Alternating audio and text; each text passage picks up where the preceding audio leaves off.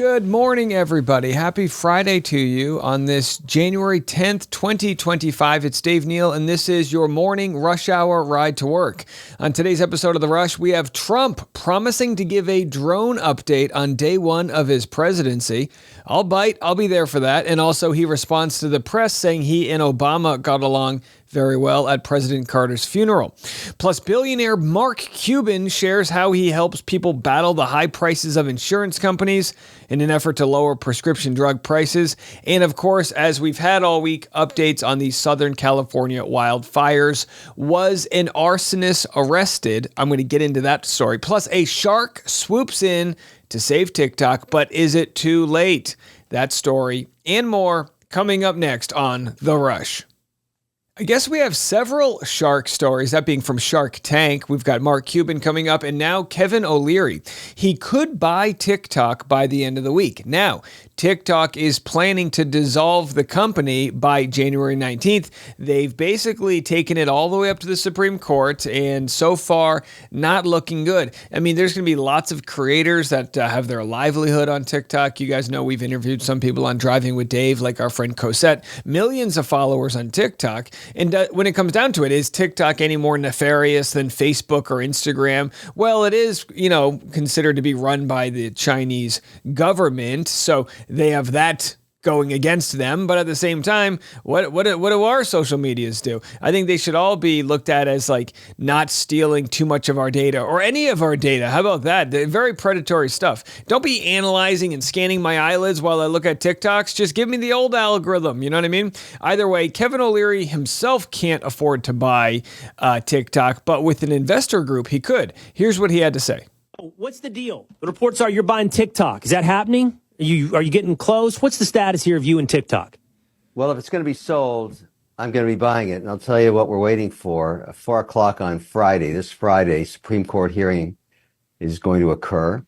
I've teamed up with Frank McCourt. The two of us were bidding against each other for a long time, but it made sense to get together for a whole host of reasons. And we put an announcement out on Monday for one specific reason. The company has appealed to the Supreme Court. They've lost every case right up to the Supreme Court. So here we are. What they're telling the Supreme Court is, hey, look, we know we're spyware, but we operate in a society of free speech. So even if we're spying on you, screw you. And no one's going to buy us because we're not going to sell the algorithm. So we decided to let the justices know by putting out a press release saying we have a letter of intent. We've got a syndicate. We have the $20 billion we think we need. And we don't want the algorithm.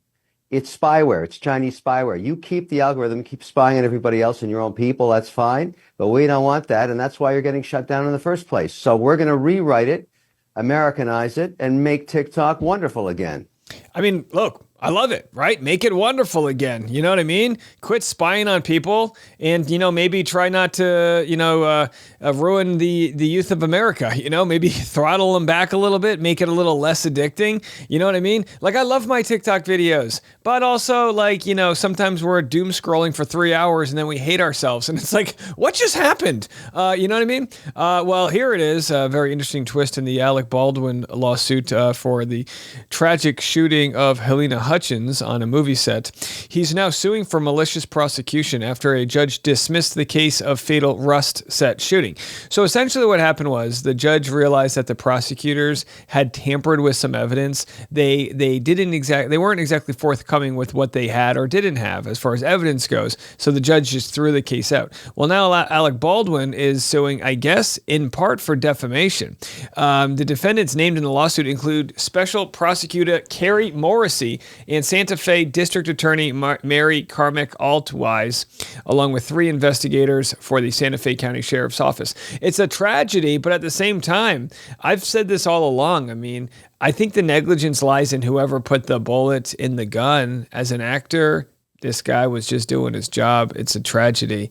You might say, well, as a producer, he's part of the negligence. It's just a tragedy. You know what I mean? I don't know. That's my opinion, is that it needs to be highly preventable, and it was. And sadly, there's already, I think, the armorer in jail. So we'll have to see how that goes. All right, culture war issues we got to get to. I love a good culture war issue. Not because I believe in the culture war, but I just have to constantly shoot it down. So check this out. The New York Post is reporting ABC's narcissistic David Muir roasted for sprucing up svelte looks while reporting on deadly fire attacks. So what are they talking about? I'll actually share it for you right here. There's this moment when David Muir was there, breathing in the toxic fumes, doing his job as a reporter, and he turns to his left. And right here, when he turns to his left, what you're going to see actually is, if I can get through those ads, is a clothespin. Holding his jacket together.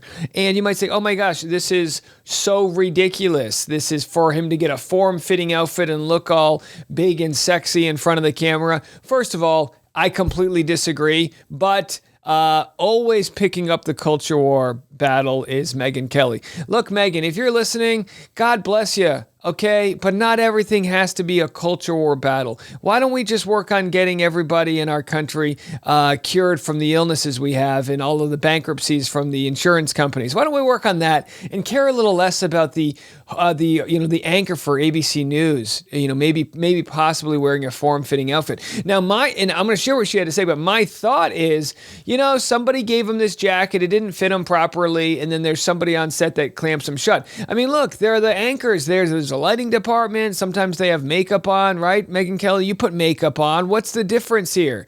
You know what I mean? It's just rage for the sake of rage. I'm telling you, there's a lot of people with lead poisoning out there, and they're just angry at things. The abject vanity of this man. Why is he pretending to be a fireman? This is not dress up time. That's something that my little boys did when they were still in the single digits, would put on the fun fireman's jacket and pretend to be firemen.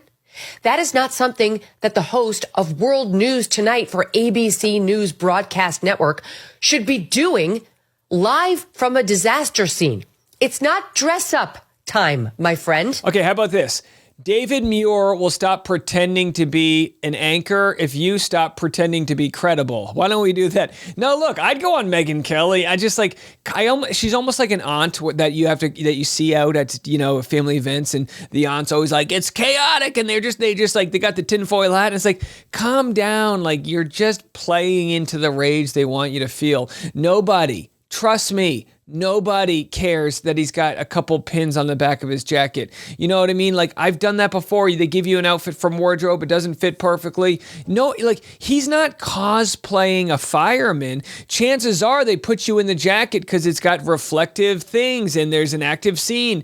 God forbid he had a hard hat on. You know what I mean? Oh, boy. Anyway, hogwash, if you ask me. Now, here's a real story of a real tragedy. This is the former Olympic swimmer Gary Hall Jr. We covered him before, how he lost his gold medals in his, people always wonder, we always cosplay these things. When there's the $1 billion lottery, we cosplay, what would I do with the money? When there's a tragedy or, you people like, there's a hijacking. Well, if I was this, I would do that. Well, we always say, well, what would I do if there was an evacuation? And the truth is, sometimes you only have a minute to decide what is worth taking with you. Is it the laptop? Is it the photo album? Is it a couple hard drives? What is it? And in this case, he didn't know he didn't know until there was moments left. Starting to sprout up. So I had probably minutes, a tops of 3 minutes to make that I have to get out of here. And what do you take? What do you take with you? And so I grabbed my dog. First, I grabbed my insulin. I have type 1 diabetes and need insulin to live. Didn't have enough time to grab needles, which were in the bathroom at the far side of the house. My Olympic medals were in a closet at the far side of the house. I did not have time to grab those. I did not have time to grab anything besides the dog, the insulin, and two items. A painting of my grandfather and a religious article that was given to my daughter. And that's what I got away with. Wow. Choosing a painting of his grandfather over gold medals. I mean, I guess it sounds obvious, but when you see these stories, it gives me goosebumps. I don't know about you guys. Listen, there's going to be a lot to digest of based on this week in covering the fires. And for some people that maybe it's something, you don't think twice of when you see the news. I don't know if it's because I lived there for 10 years or what, but I just think the empathy we can feel from hearing these stories, these heartbreaking stories, and yet the ability of everyday humans, in some cases, Olympians and others, but the ability to rise up when met with these life or death challenges, it's awe-inspiring. Well, Jason Oppenheim from Selling Sunset got in on the charitable game, offering to help people if they are needing to find a place to rent. He says, we will represent you for free or credit you back any commissions we receive in the transaction. I don't know if my lifestyle is big enough for the Selling Sunset commissions. I'd be like, can you find me a studio apartment in Koreatown? Either way, here's what he had to say.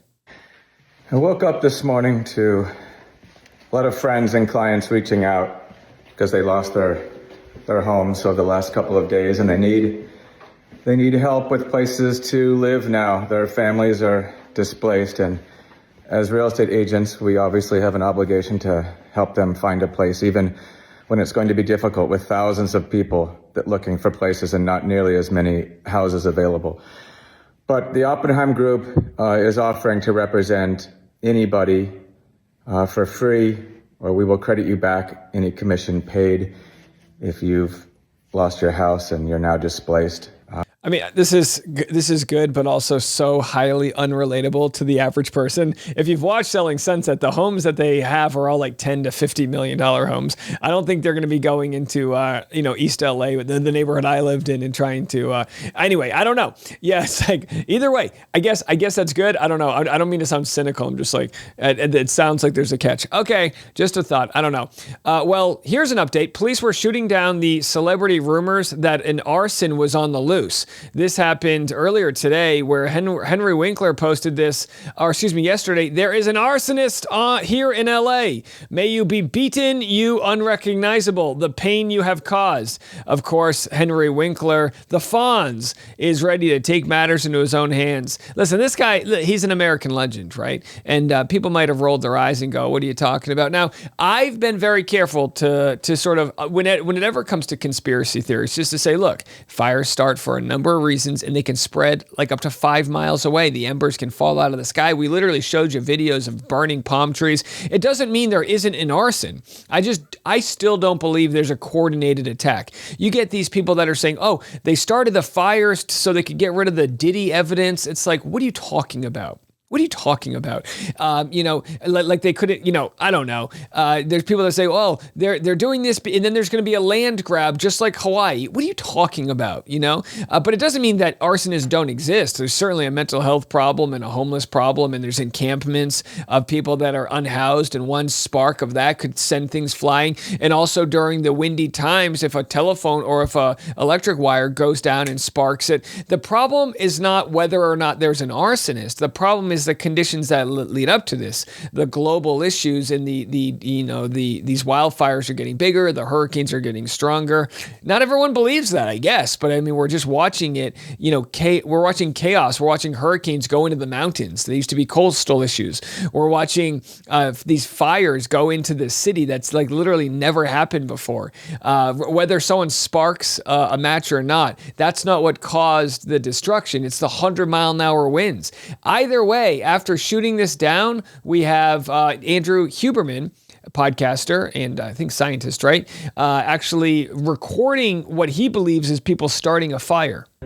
We're at 302 Pico, and people are lighting fires now. You can see they lit a fire. These guys, not all the people there, but some of those guys lit that fire, and these guys they're actually, the trees caught fire, and then the palms are catching fire. So listen, I don't doubt it. I don't doubt that there's desperate people, crime organizations that figure, well, if we light this neighborhood on fire, we can come in and loot it. I mean, it's tragic. It's tragic. I don't doubt it. I just still don't believe there's a conspiracy that there's a greater ring or fires being set for the specific purpose of terror or things like that. I don't believe it. If I get information that might be the case, I reserve the right to change my opinion, but that's where I stand. Now, Los Angeles police says Kenneth fire, which is the latest fire to start, which I don't think it's fully contained, but it has not. It hasn't. I think affected any of the actual structures. Like they've been able to contain it right up until like the neighborhoods. LA police say Kenneth fire, currently burning, was intentionally set. Suspect was detained by citizens. Listen to this. What we know right now is that the incident started here, and about 30 minutes later, a suspect was detained over in Woodland Hills area by citizens. So someone purposely set the Kenneth fire? At this time, that's what we believe, yes. Do you know how or why they did that? That I don't know. Is this a crime scene right now? Yes.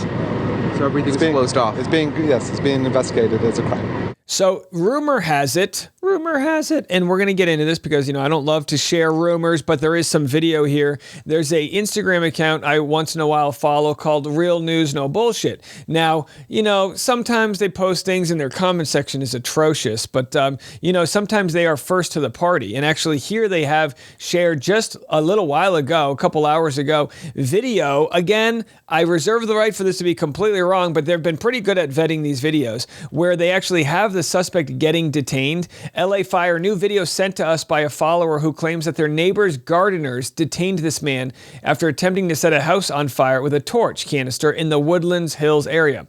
The second slide is a photo circulating of the man who was detained. I'm not going to share that photo. But anyhow, again, if information comes out that this isn't exactly correct or whatever, we'll share it. But I do believe, people prey on opportunities when the fire stations are stretched thin, and it's tragedy. And I hope anyone who's looting or committing any crime or vandalism, I hope that they're prosecuted. Absolutely. Here's an interesting story. Remember we covered this a few days ago. This is Caitlin and Tiptoe. They had to evacuate their home. Their home was destroyed, but again, the giant tortoise type thing. Anyway, they again have an audience of 4.5 million people. Received a check from State Farm. What do you know? The insurance company's showing up for the people with 4 million followers. We got stuff out of your car. Okay, hold on. I want you to talk to Doug from State Farm. He just delivered a check. Okay, cool. He's ready? So there's Doug from State Farm. Now listen, I got nothing against Doug from State Farm. If my house burns and I want a guy who looks like Doug from State Farm to show up with a Publishers Clearinghouse size check and all that jazz, absolutely. But it is not lost on me that somebody with millions of followers gets their check pretty quickly from the insurance companies. And sadly, there's going to be a lot of money spent by insurance companies on their public relations because a lot of homeowners actually had their insurance dropped right before this deadly fire happened. Have a listen to this. How big of a problem is this in your home state? Well, it looks like it's going to be a major crisis and it's going to affect everyone. I mean, obviously, the people who lost their homes, a lot of them lost their insurance last year. It was reported State Farm, the biggest insurer in the state, dropped 1,600 people just in Pacific Palisades because they did not feel they could cover the risk. All right, State Farm is there. If you got a TikTok, I guess, they cut 1,600 people. And now look, do you blame State Farm? It's a complicated topic, right? Because these companies are not doing charity work, right? But how wild is that State Farm knew get out of these homes. They knew that there was a giant drought, and they knew a couple months ago that this was not going to be good for them or profitable for them. That's the problem with insurance. If it isn't profitable for them, they're out. Oh, yeah, they're all about you covering your copay when you got to get your bunions removed. But when you got cancer, when you got a big issue, crickets, mum's the word. And that's the problem. And it's nothing against this guy. It's the policies of the company.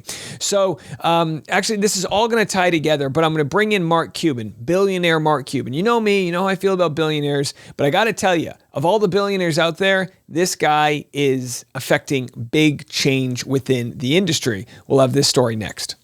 I've been talking about the big pharma sort of ripoff for years, ever since my wife had Lyme disease and she needed to get a pill for part of her treatment that cost $900 a pill. And we were able to go and find it in like India and get a dozen of them sent over for $40, the same pill. And people say, well, it's for research and development and all these things. Well, we've been ripped off for long enough. Mark Cuban knows that. He started a company to help get people cheaper pharmaceuticals, cheaper medicine.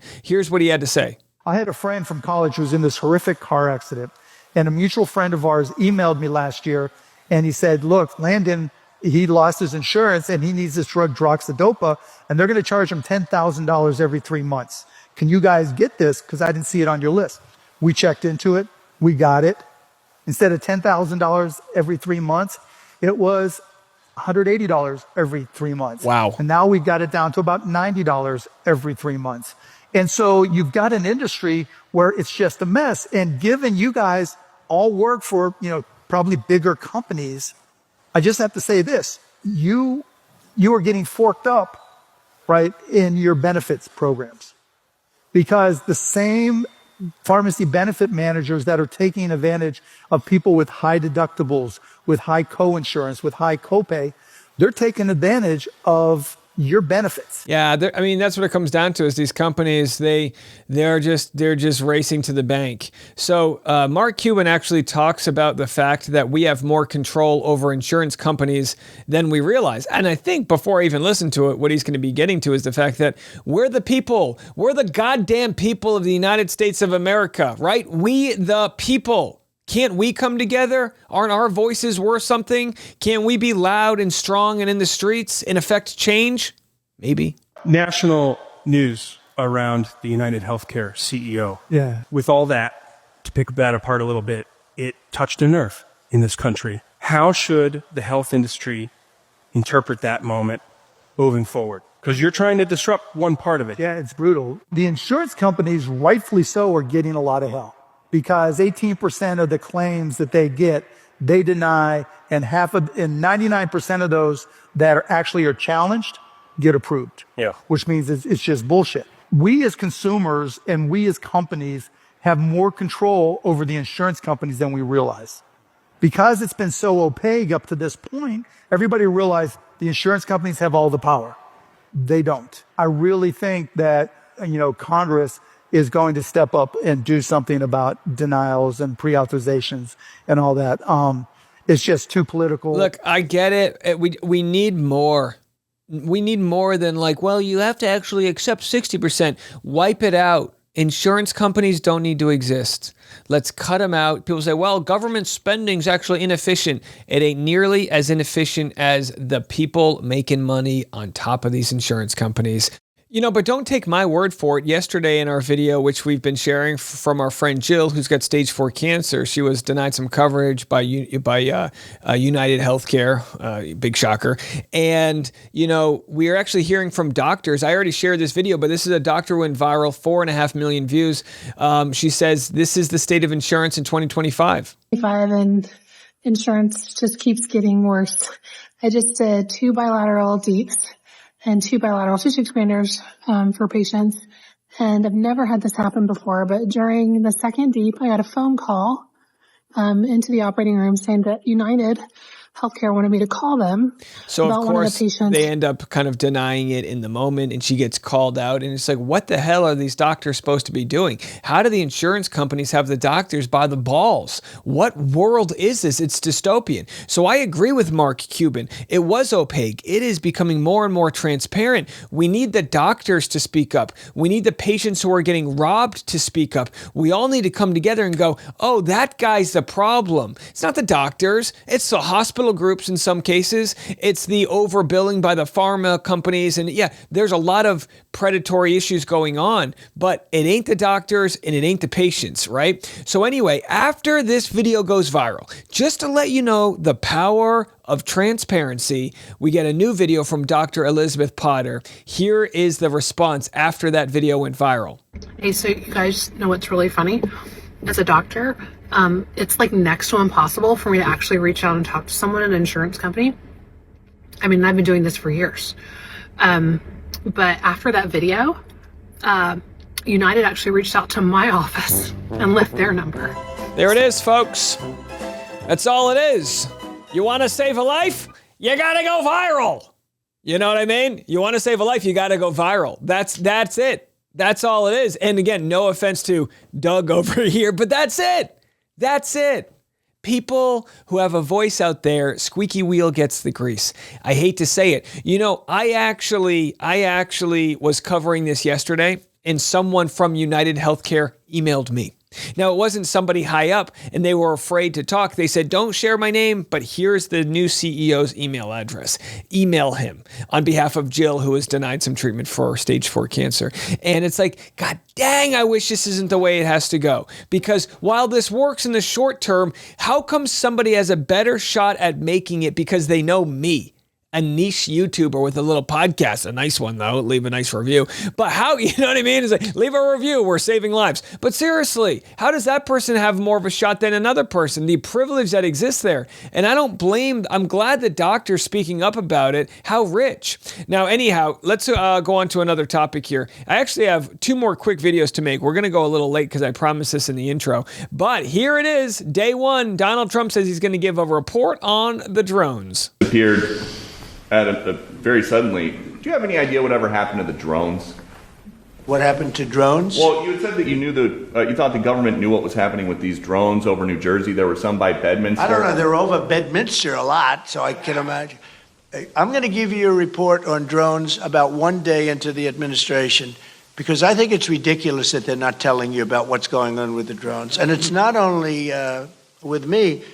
Glenn was telling me today that in Virginia they have drones all over the place too, and nobody's reporting it. I don't know why they're not. Do you want to say something about that? Just one quick comment, which is we are home to the largest naval base in the world in Quantico, and we house a lot of the SEAL teams and have a huge national security infrastructure. And now for 2 years running, we have had drone incursion over secure airspace, and we still don't know why.